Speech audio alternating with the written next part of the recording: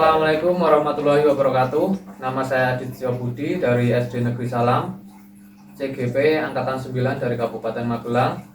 Di sini saya akan wawancara dengan Bapak Kepala Sekolah dari SD Lebak. Silakan perkenalan dulu, Pak. Perkenalkan, nama saya Sigit Bambang Mulyanto dari SD Negeri Lebak, Kecamatan Gerabak, Kabupaten Magelang.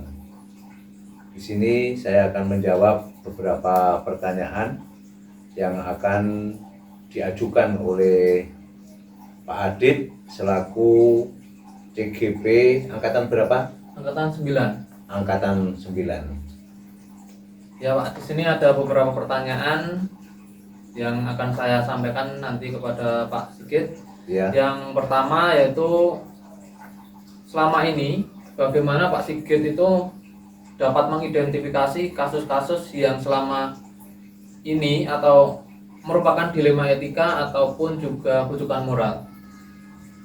Yang pertama, saya akan melakukan pengamatan dan identifikasi terhadap masalah tersebut. Kemudian setelah saya mengidentifikasi, saya kemudian mencatat kasus atau permasalahan tersebut, sehingga kami bisa mengetahui seberapa berat permasalahan yang sedang kami hadapi, begitu. Jadi melalui tadi yang Pak Sigit katakan itu berarti juga mempelajari dulu kasus itu termasuk dilema etika ataupun masuk ke bujukan moral seperti itu ya, Pak? Iya, tentu saja kita harus mempelajari masalah tersebut antara dilema etika atau bujukan moral, sehingga kita dapat mengidentifikasi mana kasus yang akan diselesaikan. Oh, iya. Begitu. Untuk pertanyaan selanjutnya nih, Pak. Jadi selama ini bagaimana Pak Sigit menjalankan pengambilan keputusan di sekolah, terutama untuk kasus-kasus di mana ada dua kepentingan yang sama-sama benar atau sama-sama mengandung nilai kebajikan? Jadi sebelumnya saya harus melakukan istilahnya kesepakatan kepada kedua pihak, terutama pihak yang mengalami kasus tersebut atau melakukan kasus tersebut. Kemudian setelah kita melakukan kesepakatan, kita bertemu untuk melakukan musyawarah apa yang harus dilakukan terhadap si atau orang yang punya masalah tersebut, sehingga kita dapat segera menyelesaikan kasus tersebut dan kasus tersebut segera selesai, tidak istilahnya berlarut-larut, dengan cara kita melakukan musyawarah dengan guru atau orang tersebut yang melakukan istilahnya pelanggaran seperti itu. Oke, Pak, ini ada pertanyaan yang selanjutnya. Ya. Jadi tadi yang berkaitan dengan musyawarah dan juga mempelajari kasus, kalau yang sekarang prosedur. Jadi prosedur seperti apa yang bisa Pak Sigit lakukan selama ini?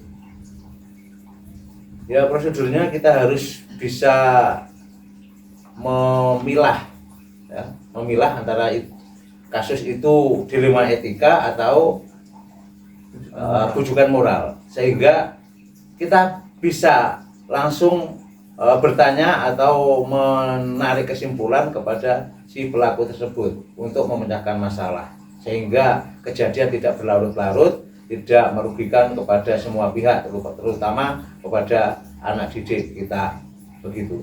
Oh ya, jadi memanggil dulu. Dengan cara memanggil dulu, kita mengkonfirmasi, tapi sebelumnya kita harus mempunyai kesepakatan dulu.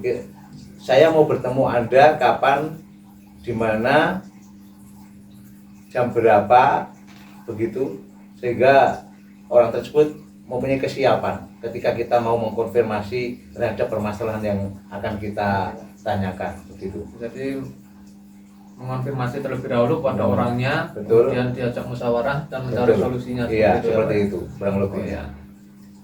Untuk selanjutnya nih Pak, jadi hal-hal apa saja yang selama ini dianggap efektif dalam pengambilan keputusan atas kasus-kasus dilema etika yang terjadi?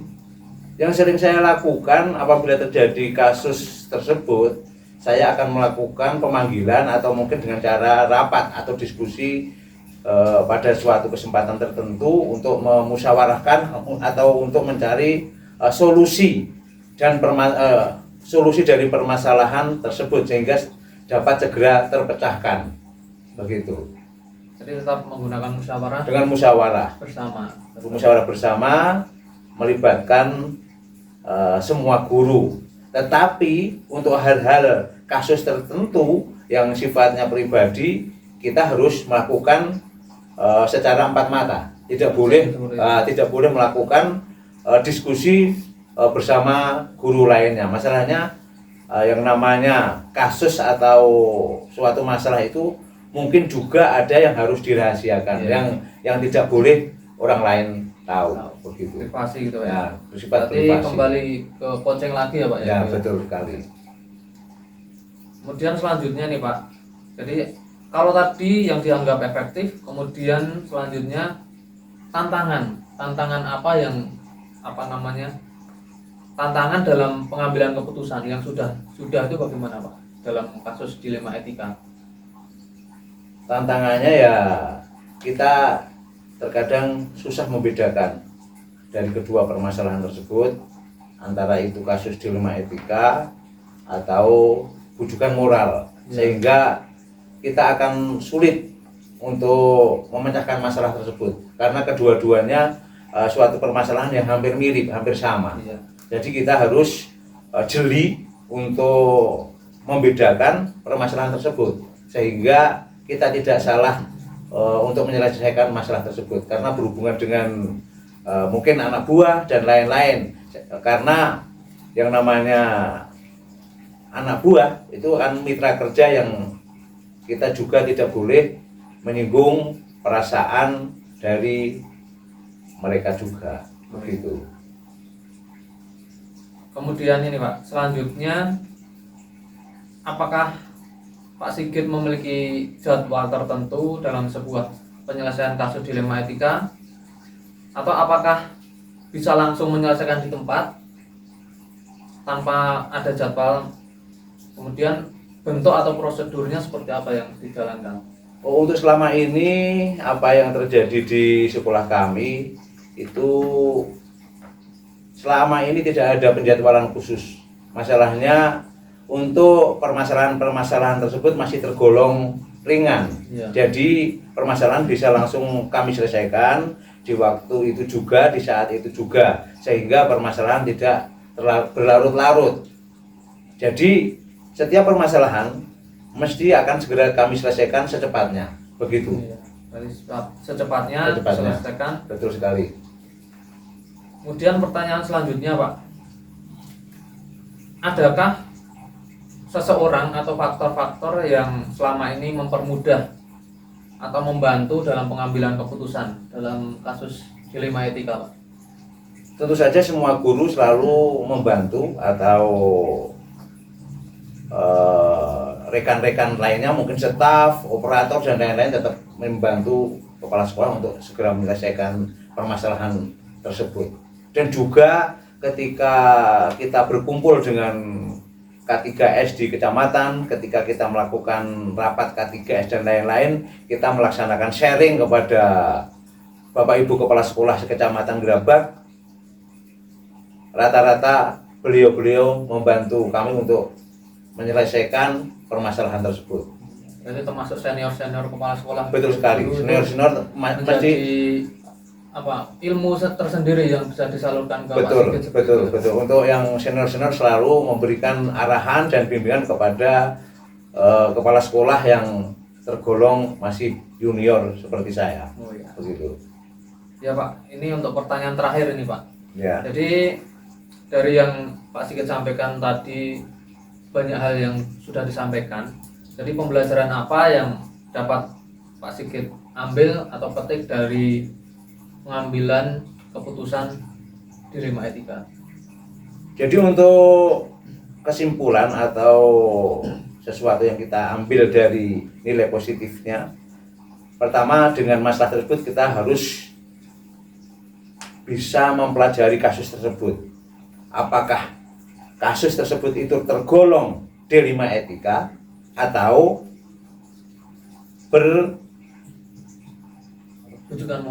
bujukan moral, sehingga kita tidak salah ketika menyelesaikan masalah tersebut. Jadi kita yang pertama bisa mempelajari kasus tersebut. Ya. Kemudian apalagi Pak selain mempelajari kasus? Nah, jika masalah tersebut merajuk ke salah satu masalah, ya, maka kami sebagai kepala sekolah atau saya sebagai kepala sekolah akan mengadakan coaching atau mungkin dengan musyawarah kepada bapak atau ibu guru yang bersangkutan, begitu. Jadi melakukan coaching dan musyawarah agar mendapatkan solusi. Betul sekali. Ya. Itu saja atau mau ditambahkan lagi Pak? Untuk sementara itu dulu. Oh itu. Mungkin besok kalau ada pertanyaan atau permasalahan yang lain yang mungkin berkaitan dengan SD yang saya pimpin, saya selalu sedia untuk dikonfirmasi dan membantu Pak Adit untuk menyelesaikan tugas dari CGP tersebut. Demikian. Ya Pak, terima kasih sekali sudah memberikan kesempatan atau meluangkan waktunya untuk wawancara bersama saya untuk memenuhi tugas demonstrasi kontekstual ya, yang akan saya upload beberapa hari ke depan ini. Jadi terima kasih sekali sudah memberikan waktu, kesempatan dan juga memberikan waktu luang Pak Sigit. Ini mohon maaf jika saya mengganggu waktunya. Mungkin kapan kita atau saya minta bantuan Pak Sigit lagi untuk menyelesaikan permasalahan yang lain. Ya, terima mungkin kasih. Ya, semoga sukses, lancar pekerjaannya dan bisa diselesaikan dengan baik dan benar. Semoga lancar semuanya. Amin. Begitu. Ya Pak, terima kasih sekali. Assalamualaikum warahmatullahi wabarakatuh. Nama saya Adit Budi dari SD Negeri Salam CGP Angkatan 9 dari Kabupaten Magelang. Di sebelah saya ada Ibu Kepala Sekolah. Kenalkan, nama saya Ibu Sugiyarti, Kepala Sekolah dari SD Negeri Salam, Kepala Sekolah dari CGP Adit Budi, CGP Angkatan 9 Kabupaten Magelang. Nah, pada kesempatan ini saya dan Ibu Kepala Sekolah akan berbincang atau menanyakan beberapa hal terkait dengan dilema etika dan rujukan moral. Mungkin langsung saja Ibu. Ya. Untuk yang pertama ini berkaitan dengan dilema etika dan rujukan moral. Selama ini bagaimana Ibu dapat mengidentifikasi kasus-kasus yang merupakan dilema etika ataupun rujukan moral? Selama ini saya mengidentifikasi kasus-kasus yang merupakan apakah itu termasuk dilema etika ataupun rujukan moral, yaitu yang pertama saya akan mempelajari kasus tersebut apakah ada dua nilai kebajikan yang bertentangan, sehingga kalau misalkan kasus tersebut ada dua nilai kebajikan yang saling bertentangan maka itu termasuk dilema etika. Namun apabila itu hanyalah sebuah perilaku yang benar atau salah maka itu termasuk rujukan moral. Jadi saya lebih cenderung ke mengidentifikasi kasusnya itu ke menilai permasalahan tersebut apakah permasalahan tersebut itu ada dua nilai kebajikan yang saling bertentangan atau hanya condong ke benar atau salah. Seperti itu, Pak. Jadi diidentifikasi dulu antara dilema etika ataupun rujukan moral. Iya. Nah, kemudian ini Bu, selama ini bagaimana Ibu menjalankan pengambilan keputusan di sekolah, terutama untuk kasus-kasus di mana ada dua kepentingan yang sama-sama benar atau sama-sama mengandung nilai kebajikan?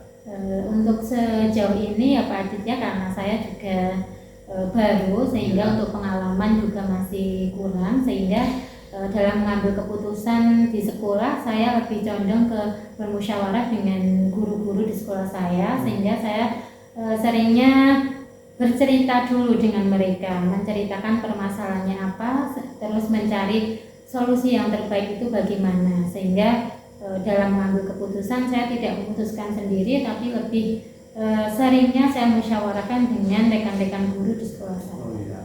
Berarti dengan musyawarah Ibu. Iya, dengan musyawarah. Untuk pertanyaan selanjutnya nih Bu, langkah-langkah atau prosedur seperti apa yang biasa Ibu lakukan selama ini?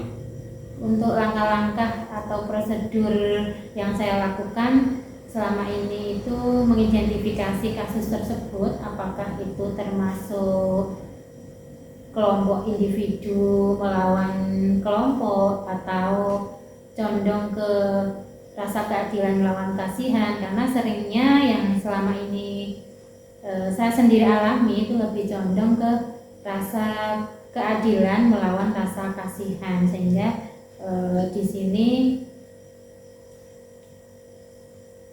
langkah-langkah yang pertama saya mengidentifikasi terlebih dahulu tadi ya Pak Adit, ya, berdasarkan jenisnya itu termasuk kategori individu melawan kelompok atau rasa keadilan melawan rasa kasihan. Nah, yang pertama saya identifikasi dulu itu, terus yang berikutnya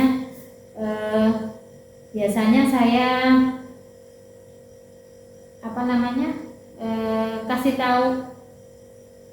mengasih tahu ke teman-teman dulu kalau ada permasalahan ini, ada permasalahan seperti ini, kalau mengambil keputusan seperti ini dampaknya seperti ini, kalau tidak diambil dampaknya seperti ini.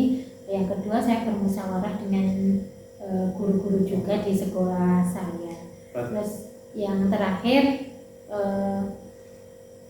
biasanya yang pertama itu saya baru curhat dulu ya Pak ya. Iya. Curhat dengan, misalnya di kantor kok ada guru yang kosong, biasanya saya ajak curhat tentang jika ada permasalahan di sekolah. Nah, nanti ketika ada rapat saya sampaikan ke semua dewan guru, dan disitulah nanti penentu kebijakan keputusan itu akan diambil. Oh iya, berarti termasuk dampaknya tadi gitu. Iya, termasuk dampaknya tadi. Ya. Kemudian untuk selanjutnya ini Bu, hal-hal apa saja yang selama ini dianggap efektif dalam pengambilan keputusan pada kasus-kasus dilema etika? Kalau selama ini yang saya anggap efektif ya itu tadi Pak, dengan cara bermusyawarah dengan rekan-rekan guru, itu saya anggap itu merupakan cara yang efektif, karena selain saya nantinya tidak ada solusi, teman-teman juga tahu permasalahan yang sedang kita hadapi di sekolahan. Jadi selain saya mendapatkan solusi, teman-teman juga tahu, dan nantinya keputusan itu dilakukan bersama-sama itu hasil atas keputusan bersama, sehingga kita melaksanakannya lebih nyaman karena tidak berdasarkan keputusan saya sebagai kepala sekolah sendiri, tetapi berdasarkan masukan dari teman-teman. Ya Bu, untuk selanjutnya nih, hal-hal apa saja yang selama ini merupakan tantangan dalam pengambilan keputusan pada kasus-kasus dilema etika? Hal-hal yang sama ini menjadi tantangan dalam mengambil keputusan dalam kasus dilema etika itu dimana ketika saya sudah bermusyawarah, tetapi guru-guru juga nanti mengembalikan lagi ke saya sebagai seorang pimpinan, sebagai pengambil keputusan terakhir. Itu merupakan tantangan tersendiri bagi saya, di mana seorang pemimpin itu harus bisa mengambil keputusan yang tidak memberatkan siapapun, tidak menyakiti siapapun, tetapi juga tidak melanggar etika sebagai seorang pemimpin ataupun etika secara kedinasan. Jadi hal yang terberat itu adalah ketika mengambil keputusan yang terakhir, ketika sudah diserahkan kembali ke kepala sekolah, itu merupakan tantangan tersendiri ketika saya harus memutuskan apa yang akan dilakukan dan itu berdampak pada, apalagi berdampak pada anak. Nah, itu tantangan terbesar saya, Pak. Oh iya, terima kasih. Untuk selanjutnya, apakah Ibu memiliki sebuah tata kelola atau jadwal tertentu dalam sebuah penyelesaian kasus dilema etika? Apakah Ibu langsung menyelesaikan di tempat atau memiliki sebuah jadwal untuk menyelesaikannya? Bentuk atau prosedur seperti apa yang bisa Ibu jalankan? Di sini tergantung kasusnya ya Pak ya. Kalau kasusnya memang itu harus segera, itu biasanya langsung diselesaikan. Tetapi jika kasusnya itu kok agak berat dan di situ membutuhkan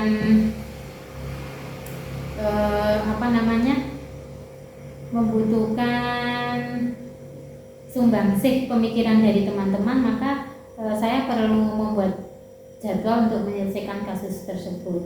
Ya, misalkan ada kasus, misalkan seperti yang kita alami sekarang ini toh Pak, terjadi dilema etika antara ketika jam kehadiran mereka agak tidak sesuai. Di situ juga saya sendiri menjadi suatu dilema etika, tapi di sisi lain juga mempunyai rasa kasihan juga dengan mereka karena memang antara kepentingan pribadi dan kepentingan sekolah memang sama-sama.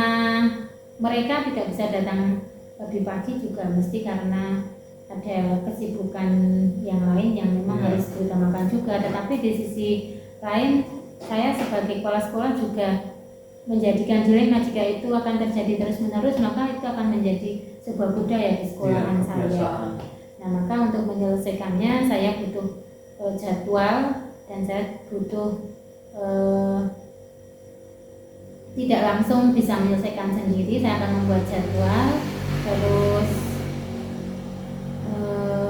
akan duduk bersama dengan guru-guru untuk bersama-sama memecahkan permasalahan tersebut sehingga permasalahan tersebut nantinya dapat terselesaikan dan itu tidak menjadi ganjalan, tidak hanya di ganjalan saya saja, tetapi guru-guru juga tahu ternyata itu sebuah permasalahan juga yang harus kita selesaikan sebelum itu menjadi budaya di sekolah kita. Jadi memang perlu musyawarah dengan guru-guru lain. Perlu musyawarah, perlu duduk bersama, perlu mencari apa penyebabnya kok sering datang terlambat dan kita cari solusinya itu bagaimana. Itu kan butuh komunikasi. Jadi tidak serta-merta kepala sekolah memutuskan si A, tetap butuh jadwal Pak, butuh jadwal untuk menyelesaikan sebuah kasus dilema etika tersebut. Jadinya saya tidak langsung menyelesaikan di tempat, jadi langsung menegur ketika si A terlambat, itu tidak begitu saja. Tetapi kita buatkan jadwal, kita adakan rapat bersama, kita utarakan saja apa yang menjadi permasalahan sehingga nantinya biarkan semua juga mencari solusi sendiri-sendiri seperti itu. Jadi harapannya ketika itu solusi datang dari guru yang bermasalah, maka akan menjadi jawaban dari permasalahan tersebut. Ya, untuk selanjutnya nih Bu Ade masih ada pertanyaan lagi, masih ada 2. Adakah seseorang atau faktor-faktor apa yang selama ini mempermudah atau membantu Ibu dalam pengambilan keputusan dalam kasus-kasus dilema etika? Kalau seseorang yang mempermudah dalam membantu saya, tentu ada ya Pak ya.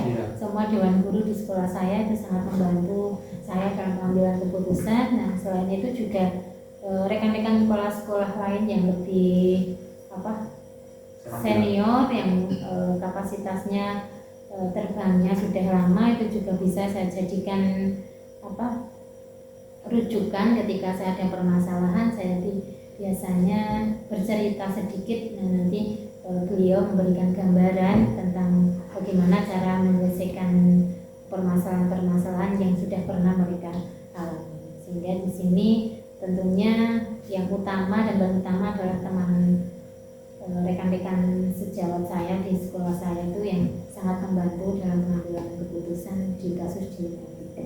Oh, ya. Pertanyaan terakhir ini Bu, dari semua hal yang telah disampaikan, pembelajaran apa yang dapat Ibu petik dari pengalaman mengambil keputusan dilema etika?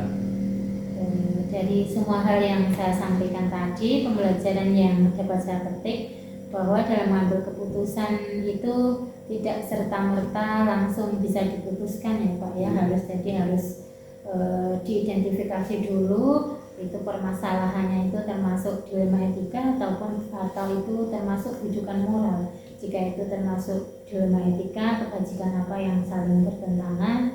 Terus setelah itu dalam mengambil keputusan kita juga harus memperhatikan prinsip-prinsip pengambilan keputusan. Jadi apakah nantinya keputusan itu berpihak pada mana yang kita utamakan, apakah berpihak pada murid atau rasa keadilan. Jadi rasa keadilan pun itu bisa terjadi juga untuk keadilan untuk murid, bisa juga keadilan untuk warga sekolah yang lain. Jadi itu dalam hal ini pembelajaran itu yang dapat saya ambil. Jadi ternyata dilema etika yang selama ini kita permasalahan-permasalahan yang selama ini kita alami itu ternyata tidak hanya masuk ke dalam dilema etika. Pasti ada pilihan jika memilih ini dampaknya seperti ini, tapi jika memilih ini dampaknya seperti ini. Jadi tidak ada yang salah Pak, semuanya benar menurut nanti hasil keputusan yang diambil. Ya Bu, terima kasih sekali waktunya sudah menyempatkan waktu wawancara dengan saya. Terima kasih sekali, mungkin hanya itu saja. Dan lain kali jika ada wawancara atau tugas yang lain, saya minta bantuan itu lagi. Terima kasih Pak Adit. Terima kasih sangat Ibu.